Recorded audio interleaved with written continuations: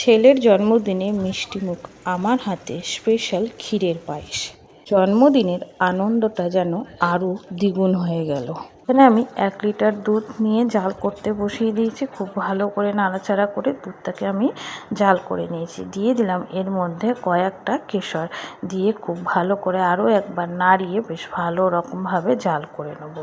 আর এখানে আমি 100 কম গোবিন্দভোগ চাল নিয়েছি, যেটা ধুয়ে পরিষ্কার করে নিয়ে একটা মিক্সি বাটিতে দিয়ে একদম মিহি পেস্ট না, আধ ভাঙার মতন পেস্ট করে নিয়েছি। এখানেও দুধটা ভালো করে জাল হয়ে গেছে। এবারে দিয়ে দেবো চালটা, দিয়ে খুব ভালো করে নাড়াচাড়া করতে হওয়ার জন্য রেখে দিয়েছি। এখানে আমার পায়েসের চালটা খুব ভালো রকমভাবে সেদ্ধ হয়ে গেছে।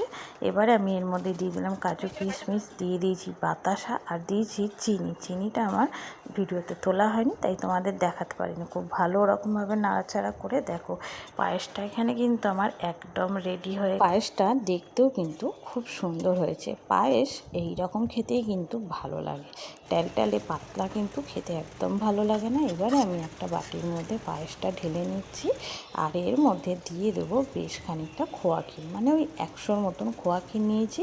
গ্রেটার দিয়ে খুব ভালো করে গ্রেট করে পায়েসটাকে একদম খোয়া ক্ষীর দিয়ে কভার করে দেবো।